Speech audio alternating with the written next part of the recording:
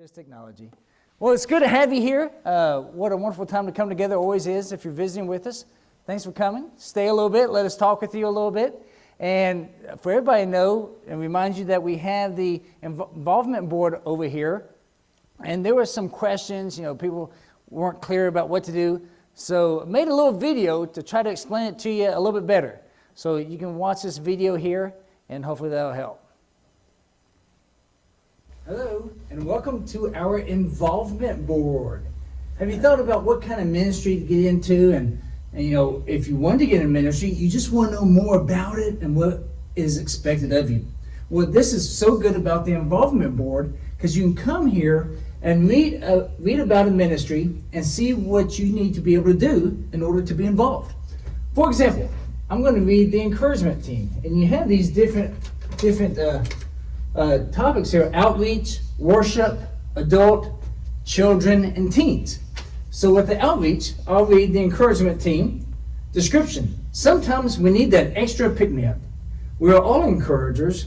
This job will focus on it even more so that we can encourage other people for a short period of time. You can send cards, Facebook wall posts, etc. The sky is the limit. Time commitment: 15 to 20 minutes per day for 1 month. Requirements: greeting cards, getting stamps from the church, a computer to send messages. And if that is appealing to you for a 1 month time, then you come by here. Each section has a little pail, and you can pick a little card. And so this one has all of these options under outreach: missions, local outreach, and so on. And so you would get this card and check off all the boxes that you have interest in. For this one, the encouragement team, check off that box, put your name, phone number, and email, and we'll connect that to the appropriate person that oversees the ministry, and then drop it right here so we can get it to the appropriate person. This is a great way to get you involved and help spur on our ministries. Thanks for being involved. By the way, you just take the card home and think about it and decide to sign up later. Thanks. Great thing about editing, you can always add something in later. That was my twin that was helping me out with that. It was great. And so it's just cool to be involved in what the church does, isn't it? And hopefully what the church is doing is what God's doing. And so it's cool to be involved with what God's doing through us to reach out to everybody. So I just want to encourage you all, as part of the encouragement team, to be involved and do little spurts. You can do one for 1 month and do another one for another month. And find out where you really have a good niche and that you have a passion for. So thank you so much for helping out. I just want to read this passage that Ryan read. I want to back up to one verse, to verse 11, okay? So, if you then, being evil, know how to give good gifts to your children, how much more will your Father who is in heaven give what is good to those who ask him? In everything, therefore, treat people the same way you want them to treat you, for this is the law and the prophets. All right, what a great passage here, and it deserves a whole lesson on right there. And of course, it's something that you've known for a long time, the golden rule, right? Remember how good God is, all right? For one, remember that you're evil. Okay, compared to God, you're evil. I'm not saying that you are more evil than everybody else, but just us in general, we're evil compared to God. Because God is so good and so wonderful. Okay, that's why I wanted to read that verse 11, because verse 12 starts with therefore, right? Therefore. So we need to remember how good God is. And you probably remember this chapter 7, verse 12 verse as the golden rule, right? So there it is, the golden rule right there. Even though that's in centimeters right there, it's amazing that the whole world's wrong. And we got it right with inches and feet, right? So, I'm just joking. If there's any Slavic people here or anything like that. So, treat others with respect. This is always true. We should always be able to do this at all times. So, think about, how do you treat others with respect? Well, how would you describe respect? How would you define respect in general? Some words, you just know what they mean. But when you think about how to define it, it can get kind of confusing, trying to explain to someone as if they don't know anything about it. So respecting, to me, a good way to define it is using the golden rule. Treat others the way that you want to be treated. That helps in so many ways and in so many different situations. Well, I think in almost every situation, if you apply that, it's really a great blessing. So it's interesting here how he says that. He's not talking about pets whom we love. We love our pets. He's not talking about trees or cars. You know, some people treat their cars like a member of the family, right? Even use the gender. I remember my dad, we had an old truck and always referred to her as her.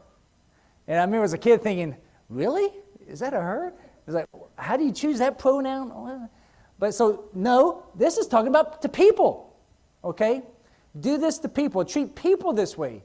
Treat people the way that you want to be treated, all right? Now, sometimes, you know, nowadays we can treat all things. You know, we want to treat animals and trees, nature, and things like that. Now, we do have dominion over all those, and we need to take care of all those, but people are special. It's interesting. I saw a survey about, you know, asking, I think, a group of college kids, students, you know, what would you do if you saw drowning? If you saw your pet drowning or a stranger that you don't know? And I think 2/3 chose the pet. And they said, why would you choose your pet? Well, I don't know the stranger. You see how that's kind of happened now? That we've put something that means more to us, if it means more to us than a person, then it has a higher value. Now, we need to understand that people have higher value than animals, trees, and possessions. Now, it's one thing to know that, but we need to think about that and reassure ourselves that that's true. So when things come up, like an argument or things like that, that we could put that into practice. So I like this picture here, helping somebody up. Now that person being helped up there is like, why don't you help me up here? Now how do we get down? But it's good for us to help one another. And really that's a big part of life, isn't it? Helping. Helping. And I think that is going to be a theme throughout our life. Help, because don't you want to be helped? You may think, well, I don't need help. Well, that exposes that you need more help. Because we all need help at different times in our life. And pretty much all the time we need help in some way. Say, I don't need help. I've already got people helping me. Hello, right? You have people helping you all the time. And so we need to understand that.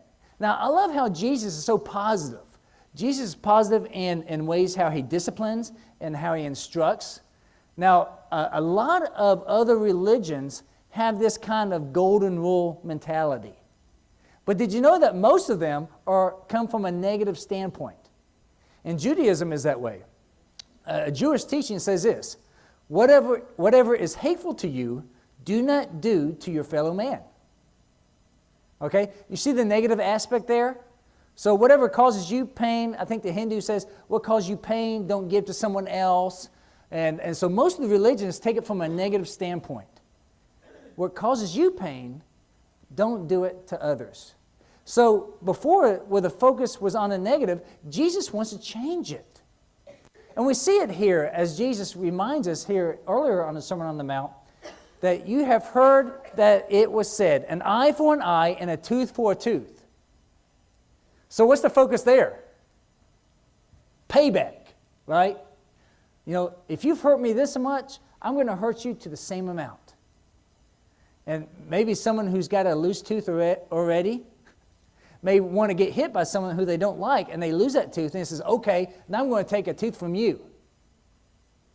And sometimes if we had that mentality, how does that help the relationship? Of course it doesn't. The focus before was not on the relationship, it is justice, getting even. A tooth for a tooth. Well, Jesus has turned that around. He wants you to have a completely different outlook on the situation now. And so Jesus is trying to bring us to a higher standard. And that's what Jesus was trying to help the Jewish people understand. No, I'm not doing away with the old law. I'm actually fulfilling and helping you to understand the deeper understandings of it. And so the Jewish people have been doing this older way for 2,000 years. And how many of you, even though not Jewish, they respond like it says there in Matthew 5:38? Well, they did that to me, so I'm going to do that to them. Or I've even heard people say, well, I'm going to do it to them before they can do it to me. See that mindset? It's like, well, get them first. Well, once again, how does that help the relationship? It doesn't. In a moment, it makes that person feel good because they give it to them or give it to her. They give them what they deserve. I'll talk about that in a little bit. So instead of focusing on how you were treated, see, before, you're making your present and future decisions by how you were treated in the past. Now, that happens a lot, doesn't it? When we ask someone, why do you do that? Or if you think about yourself, why am I doing this? Well, because how I was treated. Maybe how you were brought up. Well, I was spanked like this, and I've been waiting for the day I can spank my own kids, or whatever it may be. You get formed by your past instead of maybe the future that you want to have. Now, we've had some good, deep thinkers in the past, and they help us to focus on, instead of trying to deal with the past, try to create the future that you want. Okay? And you can see, as a country and as a people, we're dealing with that now. We focus so much on the past, we're going to mess up our present and set us on a bad course for the future. But wise people want to focus on a good future. A good future. But I understand it's difficult to get over the past if it really hurt. Well, God and Jesus, they want us to focus on how God wants us to be. Because He wants us to always be the best. The advice and direction that He gives us is always the better direction and advice. Hopefully we can agree about that. And like the involvement board, helping you to do things like this is for your benefit. It's for all of our benefit. It's not just so that other people can do less. It's so we can all do more together. So this idea of help. When you think of help, what's something that comes to mind? You probably think about yourself. How do I get help? When do I need help? Well, how about thinking about how you can help others? Or asking who needs help? Okay? Now, all of us are kind of bent a certain way, but we need to think about all those aspects. Like Mark and Laura, they're definitely the kind of people, they're looking for people to help. They want to do that. They want to go out and help people. So we need to be able to think about all three of those aspects. How do I need help? How can I help others? And who needs help? All right? And so how do you want others to treat you? Have you thought about that? Well, probably lovingly, right? But as you know, there's different ways to love. Now, I've noticed that people typically love the way they want to be loved. Okay? If it's words of affirmation, which that's my particular love language, that's why every morning I look in the mirror and say, wow, you are one great guy. And so, however we love is usually how we want to be loved. Okay? So trying to pick that up on other people. Okay? If it's gifts, if it's service, if it's time, trying to see that and trying to love them that way. Because then it will mean something. All right? And if you can understand how your love language is, then you can tell that to the people close to you. It's like, you know what? Although it may sound strange, this is how I really receive love the best. Okay? Now, you've heard me say, I think God's love language is even above and beyond those five. God's love language is obedience. That's how you show Him that you love Him. And so let's look here at Romans chapter 13, verses 8 through 10. Paul is saying this, owe nothing to anyone except to want to love one another. Now, Paul's here. Paul, very interesting situation, came from a very strict Jewish background. And when he's writing this, is Christian. So he understands this idea of an eye for an eye because he lived that way. I wonder how many times he took a tooth because he had a tooth taken from him. Okay? But he says now, except to love one another. For he who loves his neighbor has fulfilled the law. For this, you shall not commit adultery, you shall not murder, you shall not steal, you shall not covet. And if there is any other commandment, it is summed up in this saying, you shall love your neighbor as yourself. Love does no wrong to a neighbor. Therefore, love is the fulfillment of the law. And so, trying to help us to understand that, Jesus tells us, do unto others as you would have them do to you. And of course, you want to be loved. So love others. And so by loving others, it's interesting, you love yourself. And no, that's not me trying to trick you to love people. It's actually true. When you love people, you are actually loving yourself, because when you get revenge, how much does that help you? It doesn't. It doesn't even really make you feel good in the long term, and now you've got a deeper enemy than you had before. But if you love someone, including your enemy, not only have you done good, and you feel good for that, God blesses you spiritually, but you gain a closer friend. Not saying that you'll always be bosom buddies, but they're not going to be out to get you if they can in the future as much as they did before. They still might.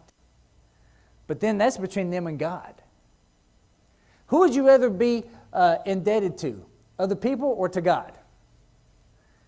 And so we need to be sure that we are doing all that we can to give love to other people. So by giving others what they deserve, we ourselves become lost. If you find yourself, I want to give them what they deserve because they deserve that. Well, how many of you want what you deserve? I sure don't. From God, God, give me what I deserve. Now, if you find yourself saying this in a prayer, God, I deserve this, be careful. Because He may give you what you deserve and it won't be pretty. I don't care how good you think you are. And so with this mindset, we need to love people and treat people the way that we want to be treated by God. Okay? Usually when we think treat people the way that we want to be treated by other people, I understand that. But think about how you want to be treated by God.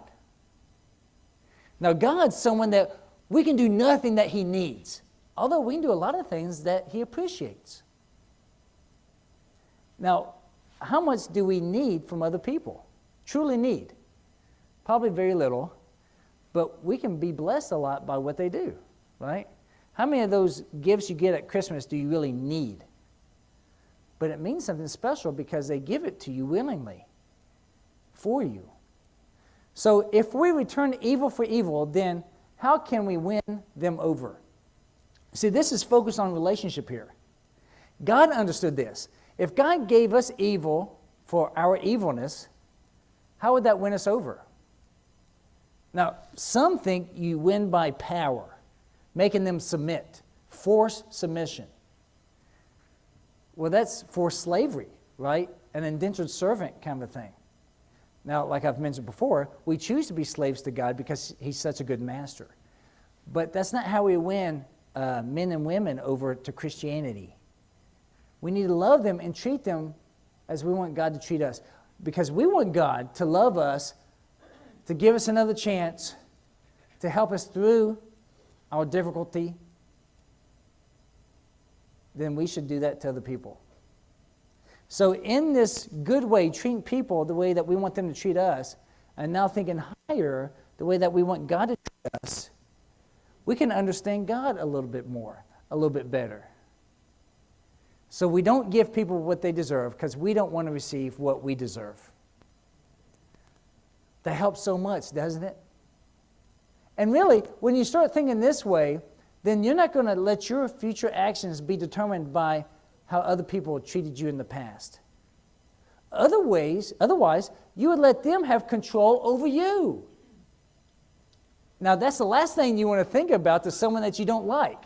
That person you don't like, you're giving them control over you. No, I'm not. Well, yes, you are.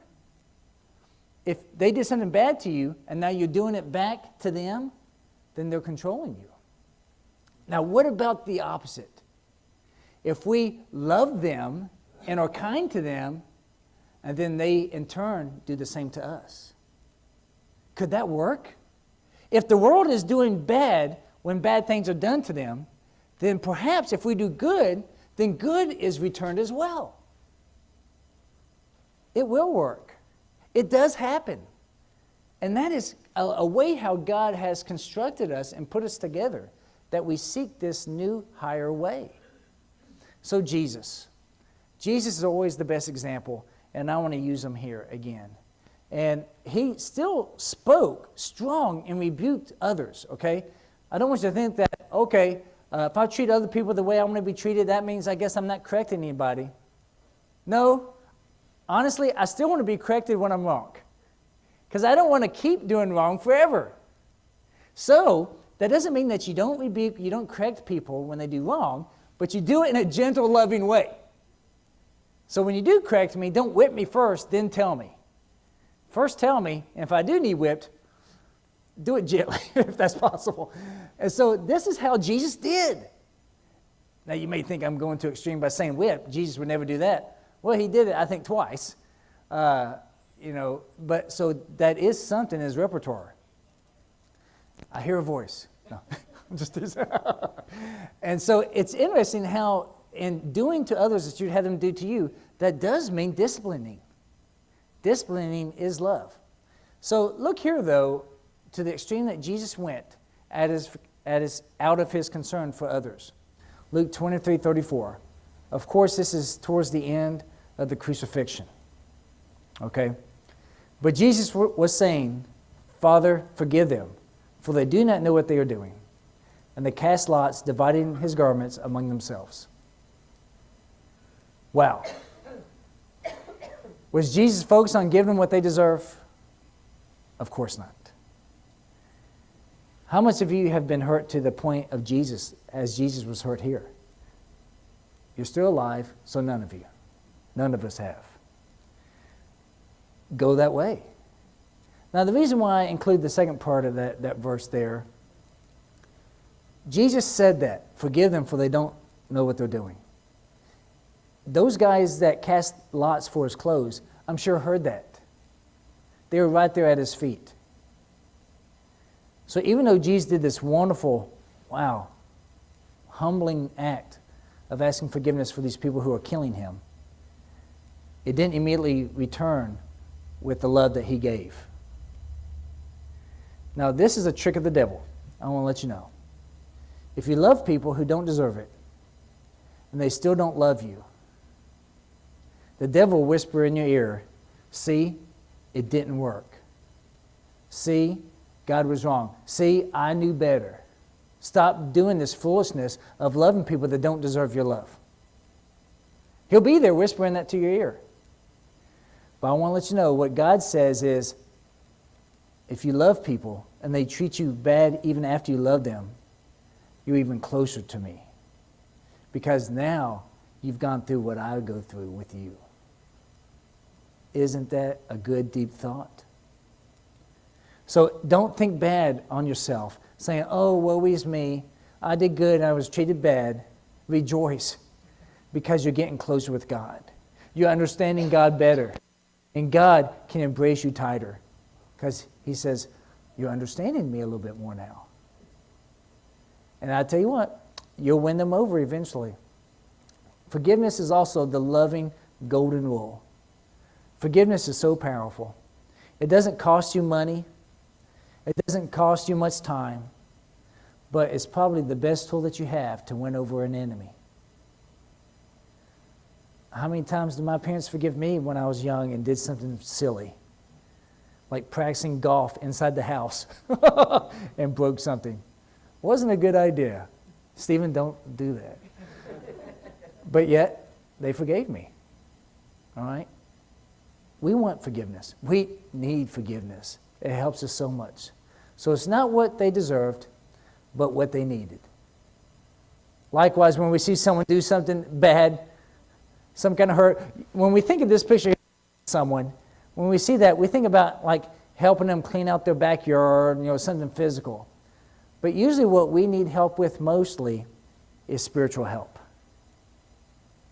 Help me to get through my past. Help love me in spite, even though sometimes I may say things that may have jagged edges. Help me in these ways.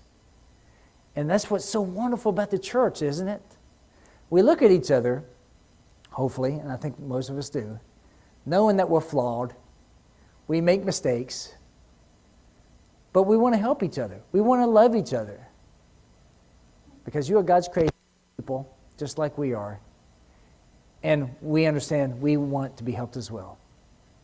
Okay? It's just such great synergy, and it's just a great circle about helping others, and we get helped, and it makes sense, and that's why Jesus gave that to us.